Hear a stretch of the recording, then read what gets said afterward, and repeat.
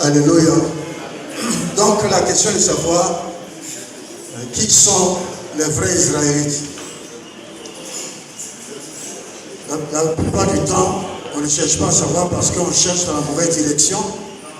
Mais si on cherchait à savoir quel est leur aspect physique, comment ils sont, on pourrait facilement retrouver ça.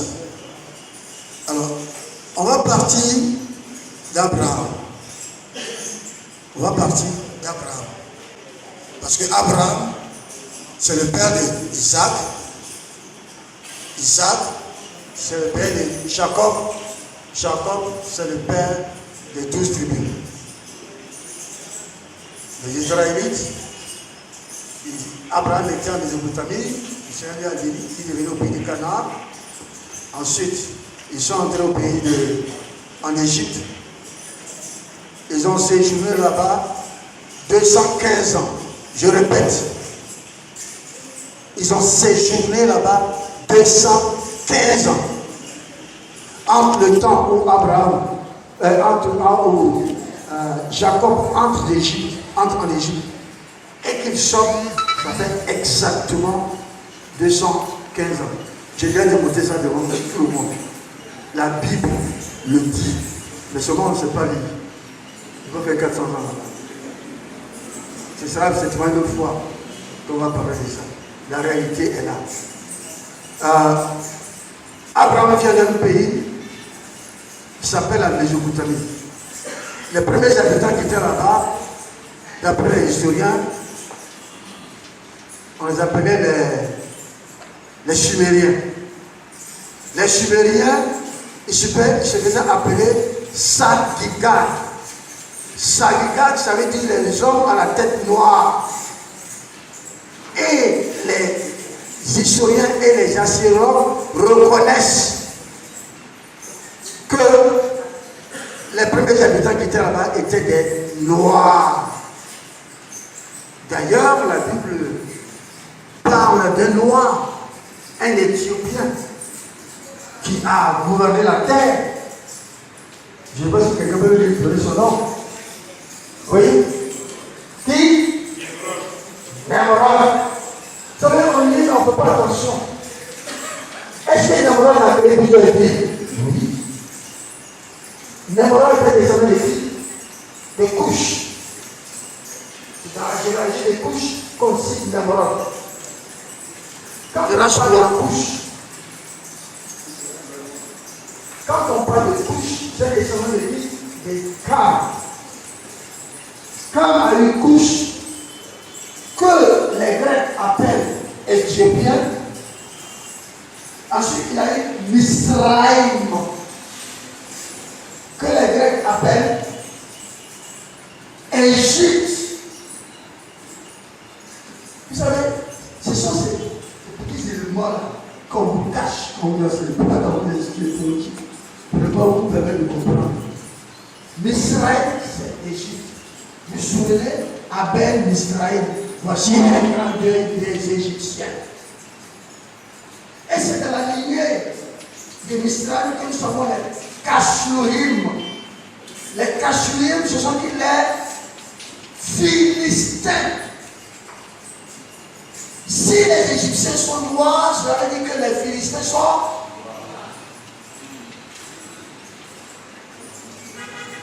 La Bible montre. Parce que Misraïm et Couche et Canaan et Pout, ils sont tous descendants de Cam. C'est vous qui avez dit que Cam est noir. Donc moi je vais plus loin vous dire que originellement selon ce que les blancs disent, je vais les vite parce que les citations là, il y en a plein.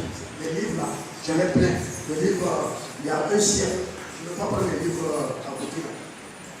Avant qu'Israël soit créé, avant que cet Israël existe, les Blancs ont écrit et ils savent et ils disent que les Hébreux, les Israéliens étaient noirs.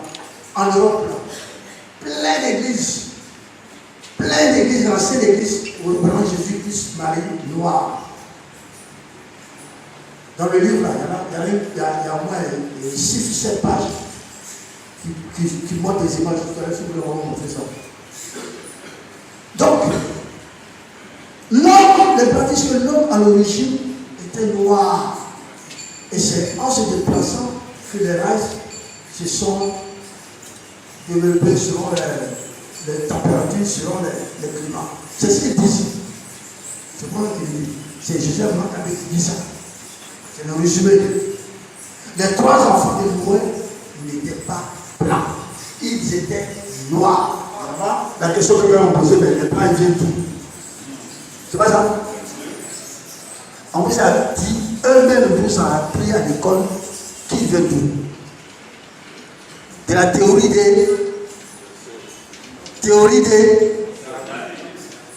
de l'évolution. C'est pas ce qu'ils vous disent. C'est pas ce qu'on vous enseigne. Que c'est le crabe qui est devenu poisson, qui est devenu ceci, qui est devenu un des noms. Ensuite on a évolué, on est devenu noir, et puis la fin c'est l'homme blanc. C'est comme ça la théorie de l'évolution. C'est ce qu'ils m'ont dit. Donc laissez-les être ce qu'ils ont là. Ne cherchez pas à savoir. Eux-mêmes ils disent d'où ils viennent. Pourquoi aller chercher? Nous là, nous disons que nous descendons de Noé. Ça s'arrête là. Les 3 fils de Noé étaient des noirs. Il a dit, mais l'Europe là, comment se fait-il qu'aujourd'hui, il y a des blancs? L'ancienne Europe, la civilisation des Noirs, tout est détaillé ici. Avec des images des Européens, les premiers Européens qui sont noirs. Je ne vais pas faire de déviation là, je vais revenir au sujet. Alléluia. Donc Abraham vient d'une ville habitée par des Noirs. Comment voulez-vous qu'Abraham soit blanc? Comment voulez-vous qu'Abraham soit blanc alors qu'il vient d'une ville que les gens disent habitée par des Noirs? Je vais vous citer quelques blancs eux-mêmes ce qu'ils disent. Ils disent que les Chaldéens d'où descendent les Israélites à l'origine étaient des nègres. Ça c'est Sir Geoffrey Dicking, un antiquaire anglais qui a écrit ça. Le professeur Rudolf Windsor, il affirme que dans son livre de Babylone à Tombouctou, est-ce que vous voyez? De Babylone à Tombouctou. Ça là, je peux parler 1 heure de ça. De Babylone à Tombouctou. Vous savez ce que ça veut dire? Il affirme ceci que les Chaldéens aussi étaient des personnes de race noire. Dans la lignée là, Abraham est descendant des Chaldéens. Et il affirme ici que les Chaldéens sont noirs. Henry Ross, lui aussi en 1870, 1895, lui aussi il est arrivé à la même conclusion. Que les gens qui habitaient là-bas étaient des gens à la tête noire. Babylone, Sud, tous ces peuples-là étaient noirs. Ça, ce sont les Assyriens blancs qui ont dit ça. La Couperie, lui aussi, c'est un Français. Dans son journal intitulé Babylone et les écrits orientaux, il a précisé que les Sumériens, les Akkadiens et même les Assyriens, qui s'appellent eux-mêmes les têtes noires, étaient tous noirs d'origine coussite éthiopienne. Avant, là, quand on dit noir, il faut la correspondance éthiopienne. C'est-à-dire que les sont noirs.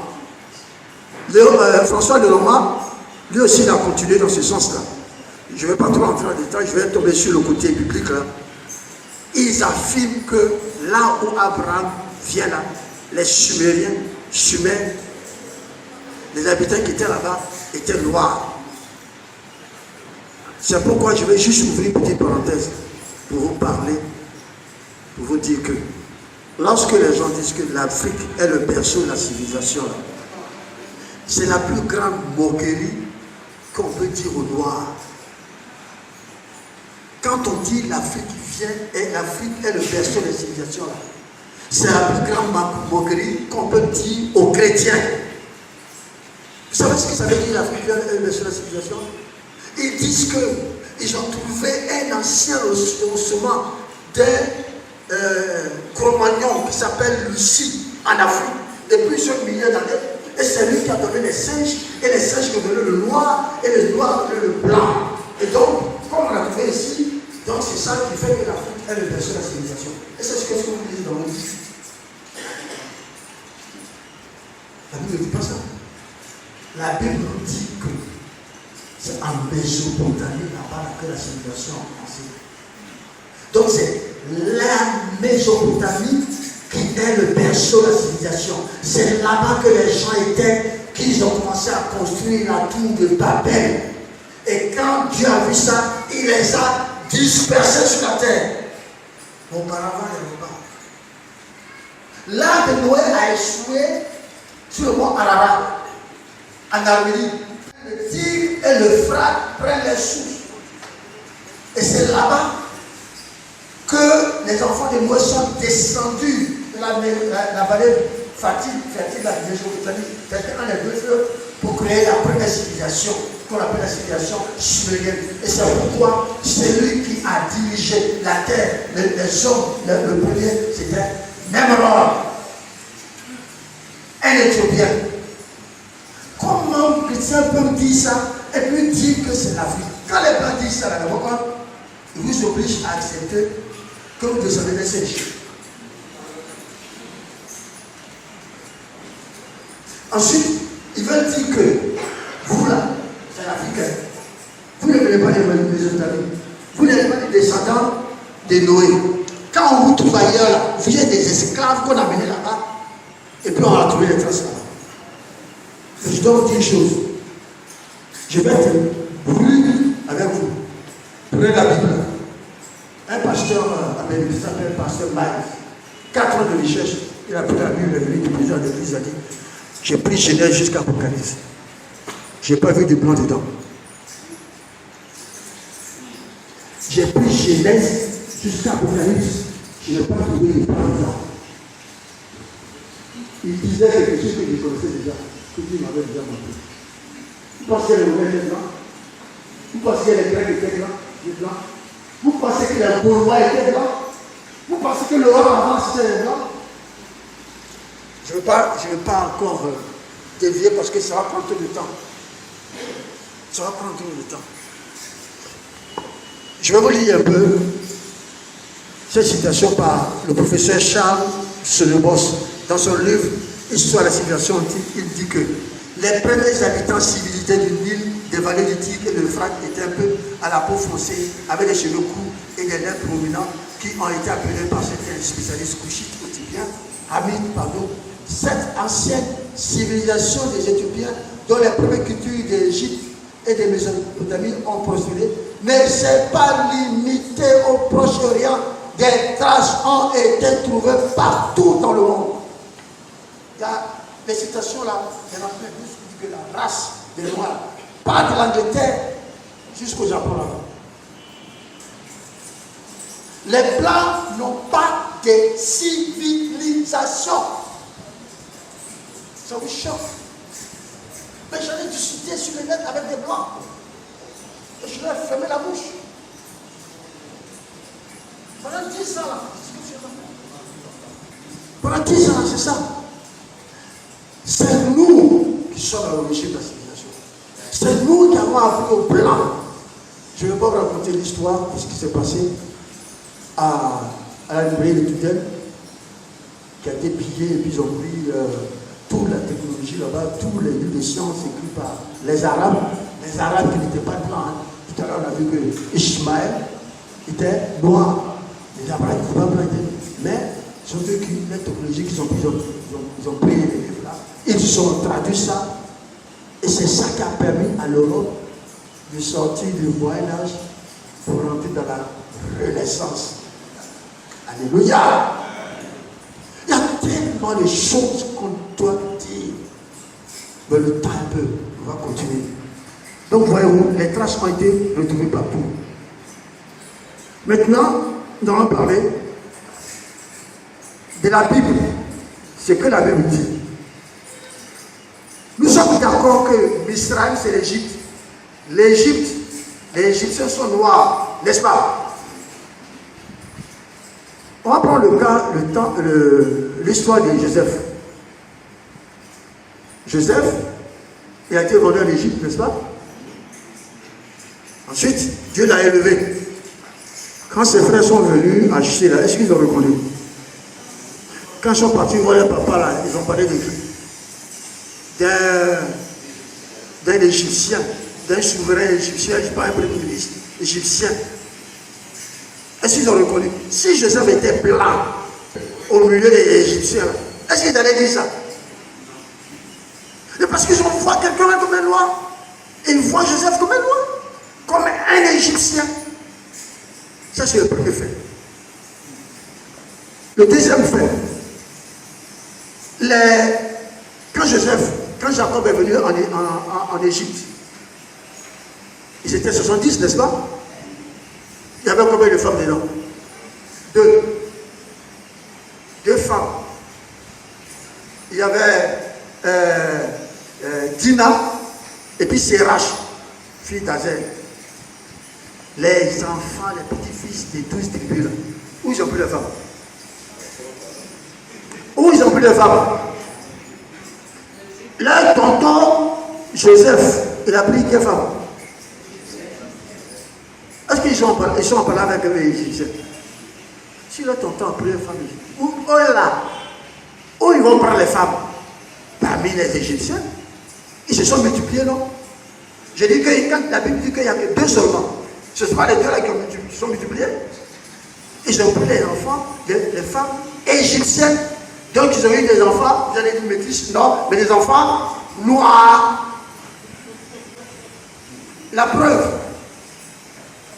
quand Moïse est né, non, avant ça, quand ils sont allés enterrer Jacob,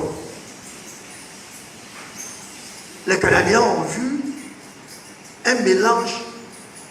Ils ont vu, on dit que dans la Bible, que dans le mélange, là, il y avait des Égyptiens et des Israélites. Et les Canadiens ont vu un cortège égyptien. C'est pourquoi ils appellent ça Abel Misraïm. Voici un grand deuil des Égyptiens. J'ai écrit dans la Bible. Pourquoi? Parce qu'ils ne voient que des Égyptiens. Un peuple à la peau noire.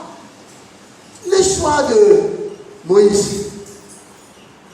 Pharaon a demandé à ce que tous les enfants mâles des Israélites soient tués, n'est-ce pas?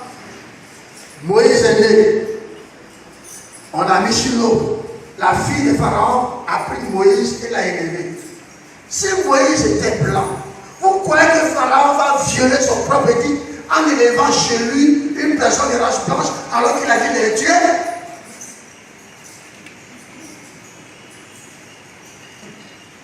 Seulement parce que la seule différence, c'est que son kiki a été compris, c'est qu'on l'a circoncis. Sinon, il n'y a pas de différence. C'est pourquoi Moïse a été élevé comme un prince égyptien. La preuve, quand il a quitté l'Égypte, quand il a fui et qu'il allait au pays de Madian, les filles de Jéthro l'ont vu. Quand il les a sauvés, ils sont venus faire le rapport à leur père, n'est-ce pas? Qu'est-ce qu'ils ont dit? Ils ont dit, on a vu un Égyptien. Et il a dit, fais-le venir. Pour qu'il reste chez moi. Et quand il est venu, il a pris la fille de Jéthro, il a pris Séphora. Et il a eu qui? Les deux enfants de Gershon et puis le deuxième dans le dessin. Alors ceux-là, ils sont blancs ou ils sont noirs? Ils sont noirs. La Bible dit que l'Israël, que l'Égypte, est descendant de Cam. Et vous voyez que Cam est noir. On ne peut pas changer ça. On ne peut pas changer ça. Alors, je vais continuer encore. Moïse au pays des Madian. Ensuite,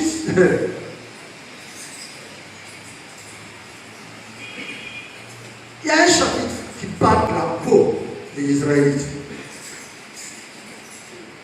Il y a la version Louis II et la version King James. Dans l'histoire de la lèpre, la Bible dit que, Louis II dit que Je vais résumer ça, hein, vous lisez ça. C'est dans Lévitique chapitre 13. Prenez la version Louis II et puis téléchargez sur internet King James français PDF. Vous allez sortir ça. Vous allez partir lire ce que King James dit là-bas. King James est plus correct que Louis II. Parce que King James, c'est un ensemble par terre de personnes qui, sous la direction d'un roi, a relié tous les livres qui étaient là, et ils ont sorti une seule version. Je n'ai pas envie d'entrer et de raconter cette histoire ici. C'est comme la Bible, la Septante. La Septante, le roi Ptolémée a pris 6 membres de chaque tribu et les a réunis pour traduire la Bible de l'hébreu en grec. C'est ce qu'a donné la Septante. Ça a été fait sous l'autorité royale. Et King James est un roi qui a traduit qui a harmonisé toutes les versions. C'est pourquoi il porte le sceau royal. Et je vous dis que King James, qui était roi d'Angleterre, d'Écosse et de France, était un noir. Les blancs ont caché ça même. Aujourd'hui, sur le net, les gens sont tout maintenant. Le dernier que j'ai vu, Christophe Colomb était noir. Il y a une dernière version encore, ils disent que en fait, le Napoléon là, il n'était pas aussi blanc que ça. Hein. La vérité là, les blancs sont fatigués maintenant, ils ne peuvent plus continuer ça. Les gens vont fuir, ils sortent la vérité maintenant. Alléluia. Donc, dans la version, Louis II dit que si tu vois une tache blanche sur ta peau, tu vas voir le super sacrificateur, il te donne un certain nombre de jours, ensuite tu reviens, il regarde encore. Ensuite, seconde fois, s'il voit que la peau devient pâle, est-ce qu'il y a écrit Louis II? C'est que c'est normal. Mais que dit King James? King James dit que si tu t'en vas et tu reviens, tu t'en vas, tu reviens, et que la tache devient noirâtre, c'est que tu n'as plus de repos. La peau, une tache blanche qui devient noirâtre. Si les hébreux étaient blancs, vous allez avoir beaucoup des hébreux à la peau de léopard. Ça, c'est écrit dans King James. Téléchargé à l'église. Même chose pour toi. J'ai donné à quelqu'un, quand tu l'as lu, il a dit, mon frère, ce que je viens de dire là, ça me suffit. Ça me suffit. Si la Bible dit ça, on ne peut pas avoir une peau blanche, tu vas devenir pâle. Une peau pour avoir la tache blanche, il faut que ce soit noir. Et si la tache blanche devient noire, c'est que la peau était à l'origine noire. Et c'est la peau. Ça, c'est King James. Vous savez, on nous a filé Louis II. Voilà, donc, je ne veux pas trop. Moïse a épousé une femme éthiopienne. Il y a un pasteur avec qui j'ai discuté là-dessus. Aaron et puis Marie, ils sont plaints à Moïse parce qu'il a pris une femme noire. Donc, ça veut dire que les Israélites étaient blancs. Mais est-ce que la Bible dit ça? La Bible ne parle pas de couleur, la Bible parle de femmes étrangères. Mais femme étrangère, là, on parle d'elle quand Jéthro était venu rendre visite à Moïse, et c'est là qu'il est venu à sa femme, parce que quand il partait, il y a eu un incident sur la route. Et Séphora a été obligé de prendre une pierre pour couper les prépuces des enfants. Pourquoi cela? Parce que Moïse n'a pas observé la circoncision. Mais comment elle sait? Comment elle sait? Comment se fait? Parce que son père qui est Jéthro est un descendant aussi d'Abraham. Abraham a eu l'enfant avec Ketura, la cananéenne. Donc il était instruit sur la loi. Cette loi-là, la circoncision s'appliquait à elle aussi. Donc c'est pourquoi elle a compris. Ah, tu n'as pas respecté. Et a coupé. Et Dieu se retire. Moïse a dit, afin là, je retourner chez vous. Ils sont repartis. Et quand ils se sont sortis, Jéthro est venu avec sa femme, avec la femme de Moïse. C'est à ce moment-là qu'il y a eu l'incident. Parce que elle, Jétro était un souverain sacrificateur de Madian. C'est lui qui a instruit Moïse comment il doit gérer les gens. Et c'est faux. Ce n'est pas une petite. Il connaît la loi, il connaît ça. Sa fille a été instruite. Donc il y avait une jalousie. C'était une affaire de jalousie. Femme étrangère qui t'a dit, maintenant qu'elle est venue là, c'est à elle maintenant que tu dis, c'est avec elle maintenant, tu ne veux plus avec nous, tout ça là-bas. Je dit, tous les deux, venez sur la table d'assignation, on va voir qui j'ai désigné. Il a donné à Marie, j'ai une petite lettre là. Il ne pouvait pas toucher à Aaron parce que Aaron était souverain sacrificateur. C'est pourquoi quand on a enlevé sa chemise, ça a dit d'être la frappe, Dieu l'a frappé d'abord. Voyez, il y a des choses qui sont dans la Bible qu'il faut amener en profondeur pour comprendre. Pourquoi on appelle femme éthiopienne? Parce qu'en ce moment-là, le territoire de Madian, ce qu'on appelle aujourd'hui l'Arabie, c'était l'Éthiopie. Ce n'était pas l'Éthiopie. L'Éthiopie actuelle s'appelait Abyssinie. Quand vous lisez l'histoire des rois Assa, pas Assa qui a combattu les Éthiopiens, on dit que les Éthiopiens étaient voisins des Philistins. Les cartes anciennes montrent très bien que l'Éthiopie, quand la Bible dit nous on va fuir en Égypte ou en Éthiopie, c'était le territoire. Ce n'était pas l'Éthiopie actuelle. Pas du tout. Qu'est-ce qu'on dit? On dit que parmi les Philistins là, il y avait les Israélites qui étaient camouflés au milieu d'eux. Or, les Philistins, on a dit quoi? Ils étaient quoi? Des descendants de Misraël. Donc, ils étaient noirs. Donc, les Israélites, ils sont camouflés au milieu des noirs. Cela veut dire quoi? Que les Israélites, eux-mêmes, ils sont noirs. Alléluia. Je n'invente rien. Ensuite, on va bientôt terminer. Histoire, la Bible dit aussi que lorsque les enfants d'Israël ont combattu, ils sont venus combattre au pays de Canaan. Quand ils ont occupé, qu'est-ce qui s'est passé? Les Israélites ont commencé à se mélanger avec les Canadiens, à prendre les femmes, à donner les filles, jusqu'à ce que les Israéliens se fâchent. Ce n'est pas parce que c'est une affaire de couleur, mais parce que Dieu savait qu'en faisant ça, ils allaient adopter leur Dieu. C'est ça, ça n'a rien à voir avec la couleur. La preuve, Salomon, la femme de Salomon, il a pris une femme égyptienne, la fille de Pharaon, n'est-ce pas? Et puis Salomon avait beaucoup de femmes étrangères.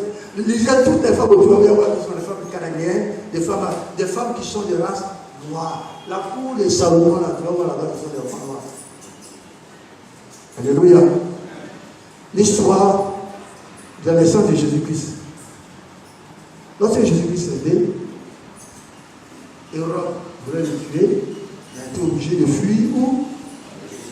On n'a pas dit qu'il a été obligé de fuir vers l'Europe, fuir en Égypte. Alors, toi, tu es blanc, tu vas être caché au milieu des noirs. Et ça passe ça. Ça passe pas. Ça passe pas. S'il a fui, là-bas, c'est parce que les Égyptiens étaient des noirs, ils pouvaient se cacher au milieu d'eux. L'histoire de Paul.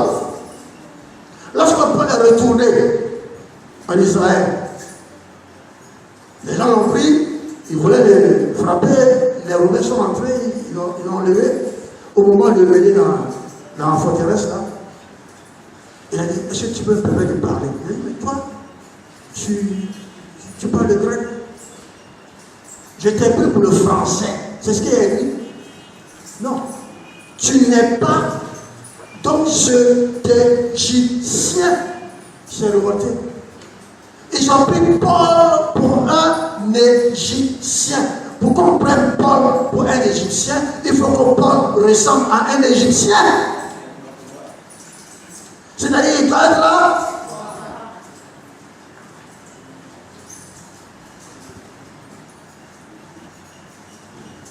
L'apôtre Paul. Et puis bon, Apocalypse, quand on prend par la destruction du Seigneur, ses pieds étaient des lérins polis. Le lérins polis là, c'est, je ne sais pas comment vous connaissez le lérins polis, non? Vous avez l'image de lérins polis. C'est noir, mais un peu plus, pas trop, c'est un peu plus foncé, comme la peau des femmes. Pas trop clair, par exemple, celle-là, c'est un peu plus noir encore. C'est ça qu'on appelle lérins polis. Pour voir toute la destruction du Seigneur, ses cheveux étaient des laines. Voilà. Ses cheveux étaient des laines. Alors quand on voit le Seigneur Jésus-Christ se représenter avec les cheveux qui viennent comme sur le poil là, alors que la poil nous dit qu'il n'est pas bon pour. Il n'est pas bien chez un homme pour avoir les cheveux longs. Ça n'a rien à voir avec le Seigneur Jésus-Christ. Tout à l'heure, je vais vous montrer des images des anciens Hébreux. Et pourquoi cette partie-là, on va aller vite. Le point le plus important encore, c'est Deutéronome chapitre 28. Deutéronome chapitre 28. Les malédictions. Lisez la partie malédiction là. Et pour appliquer ça aux Juifs actuellement. Lisez les parties malédiction là. Appliquez ça aux Juifs. Et puis appliquez ça aux Noirs africains. Vous allez voir que c'est des nous sèches. C'est des nous. Je ne suis pas en train dans le détail parce que ça va mettre du temps. Mais réalisez ça. Aujourd'hui, les Juifs ont tout. Parce que c'est le peuple élu de Lucifer. Ce que le diable a proposé au Seigneur Jésus-Christ, il a proposé à leur roi Boulam qui a accepté. C'est pourquoi il leur a donné tout. Les banques, FMI, Fonds monétaire international, Banque mondiale, toute la presse, tous les sites internet là, et Facebook, parce que la technologie aujourd'hui là, ça ne vient pas de l'homme, je vous le dis déjà. Toute la technologie qu'on dit là, ça ne vient pas de l'homme, ça vient du monde des ténèbres. Ça a un seul but, nous préparer à la marque de la bête. Tout ça c'est eux. Parce qu'eux-mêmes ils disent qu'ils sont le peuple élu de Lucifer. Je ne sais pas, la vidéo là, j'ai été obligé de couper. Il y a une partie où deux d'autres disent que nous sommes le peuple élu de Lucifer. Une partie, je ne sais pas comment dire ça, mais ça l'a été. Lucifer t'a tout donné. Et ça lui, ce qu'on doit.